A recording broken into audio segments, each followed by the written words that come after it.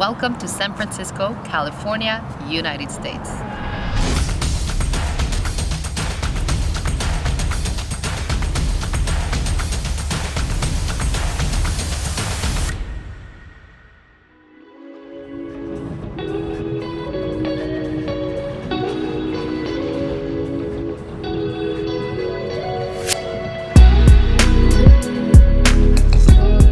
Today we are in San Francisco. I'm super excited to be here because it's my first time. And if you are new to this channel, please consider subscribing for more videos like this about digital nomad and digital entrepreneurship lifestyle.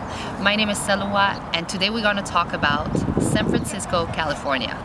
So in this video, I am going to show you around San Francisco, and I'm also going to show you how I live here as a digital nomad. I'm staying in San Francisco for a month. I've always wanted to be here, so I'll show you where to work, where to eat, where to hang out, and a couple of landmarks. So enjoy this video and don't forget to subscribe. So you wonder why I chose this destination? Well, duh, it's because the Golden Gate Bridge is actually one of the main landmarks of San Francisco, and it's probably the bridge that is the most photographed in the world. It was built during the Depression and opened in 1937, and at that time this was the longest and largest bridge in the world. There's a bus stop and not a photo walk. Northbound across the bridge, you cannot stop. That's the police. Okay, so you might be wondering, why do we call the Golden Gate Bridge Golden Gate when it is actually red? Well, it is red because it was never intended to be red. It actually came like this. The steel was painted with this primer red color to protect the steel when it arrived in San Francisco. But then the architects decided to keep it that way because not only it's more visible in the fog, but it is also more pleasant to look at.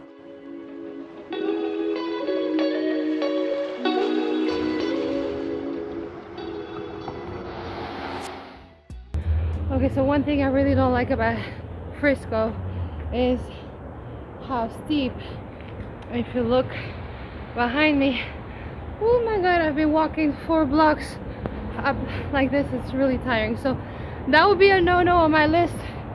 Walking uphill like that is crazy.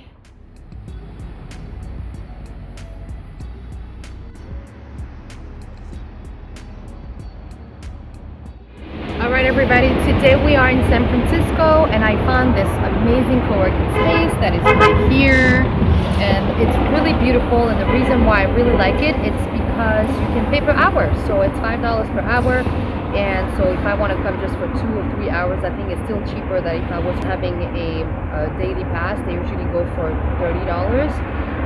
And I'm not staying here a full month to get the full month deal, and even here I think it's a little overpriced. It's $450 for the month, so I'm not really big on that. I usually pay around $200 a month for a co-working space.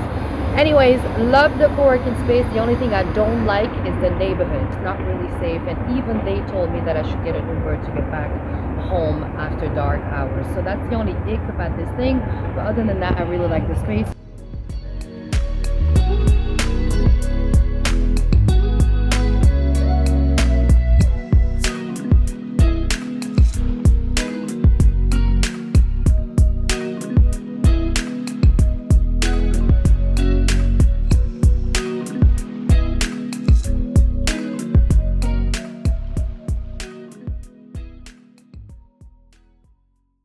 So today we're at Pier 31 or 39, I don't know, and beautiful view. This is the Golden Gate Bridge, and right here is Alcatraz. It's so quiet. Oh my god, this is amazing, people. Look at that. The sea lion.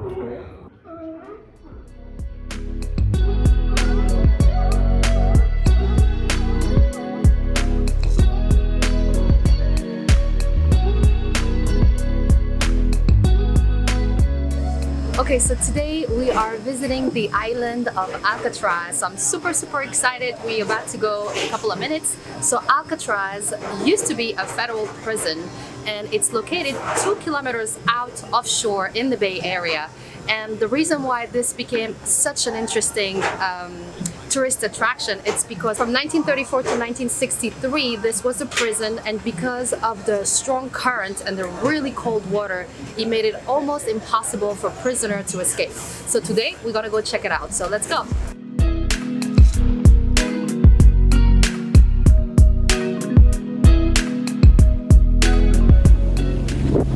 The National Park Service welcomes you to Alcatraz Island.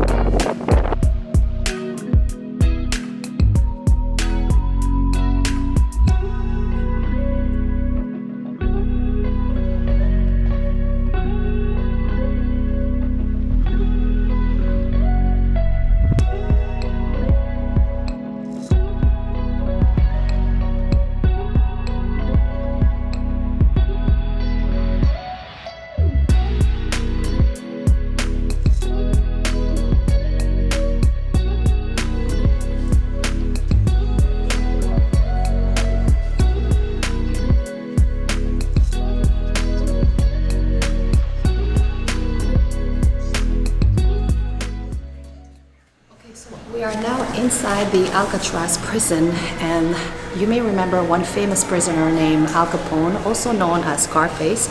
He was imprisoned here, and this guy was running a mob in Chicago for 7 years, and he was very successful at it before he got in jail in Atlanta. And then from Atlanta they sent him here by train. Crazy story. And then he spent some time here in Alcatraz. So right now we are at the recreation hall in Alcatraz. So behind me, this is where the prisoner were allowed to go when they had when they needed some fresh air, I mean, based on the restrictions. So that's crazy to be here by myself. There's practically nobody, and there's no way out here. It's crazy. The walls are huge, and there's barbed wire on top of them, and there's guards. So that's crazy to be here and to feel the energy of this big place, and to think about so many criminals have spent their time here for years for kidnapping, robbery, murder, and so on. Yeah.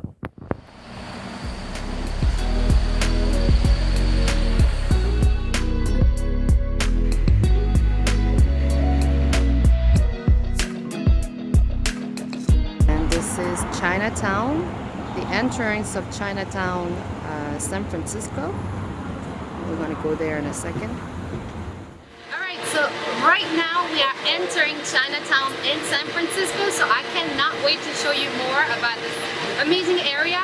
We actually do have a Chinatown in New York, and I feel like this resembles a little bit the one in New York. So come on, let's go.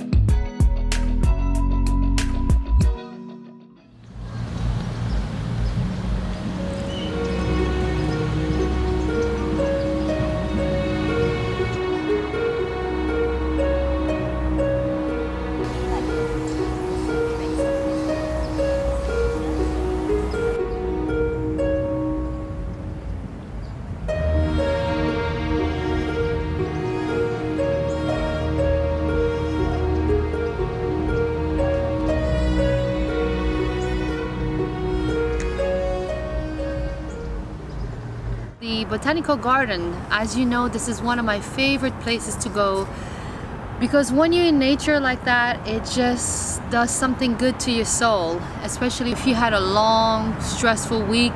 On the weekend, coming here, it's really amazing. And I've been to botanical gardens around the world, Switzerland, Morocco, US. I mean, I love it. This was opened in 1940, and there's about 9,000 different plants here, so it's really beautiful. And it's so popular that we have about 450,000 visitors each year. So this is really an amazing place to come. I highly recommend it.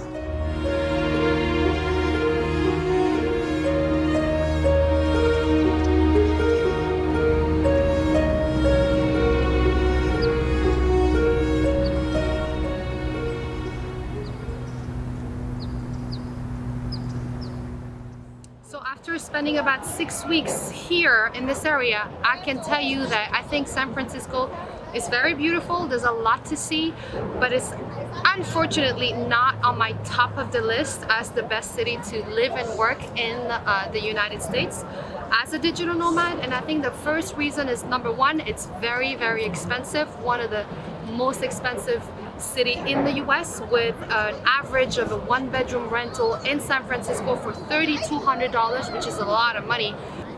And then the other thing is the weather is really cold this time of the year, gray and raining. It's somewhat depressive for me. And then lastly, at this time in San Francisco, we are in a state of emergency because of the homeless populations is getting out of control. And I had my own experience with a friend when we were walking to go to a cafe, and we had a homeless person who's probably had mental illness issues and told us that he was gonna stab us. So he said, move along or I'm going to stab you, weirdos. I will never forget this because this never happens to me in all the travel I've done in the world. So I really don't feel safe in San Francisco and some part of San Francisco. So that's my take on it about the city. I did enjoy my time here, and I hope you'll enjoy this video. Don't forget to subscribe, and I'll see you next time. Okay everybody, so I would love to introduce you to my new course on how to become a successful digital nomad.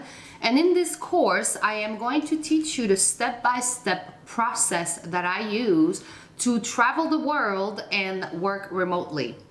I am Salua. I have been a digital nomad now for 3 years, and I have lived and traveled in 25 countries, 25 plus countries and 3 continents. I went to countries I didn't speak the language. I went to countries that were very foreign to me, and I still managed to run my business successfully wherever I was around in the world. So in this course, I will teach you exactly my process, but I also will teach you how to start a successful online business. I'll share with you the tools that I use, hacks and tips that I use to run my business. But not only that, we'll cover also what are the best destinations for you, the friendly digital nomad destinations, as well as how to find the best accommodations for you that fits your digital nomad lifestyles. And I will bring on some experts who have also been digital nomad for over 5 years plus that can share with us some of their expertise. So I hope you join us for this course. Make sure you sign up. I'm gonna leave the link down below, and I'm looking forward to seeing you there.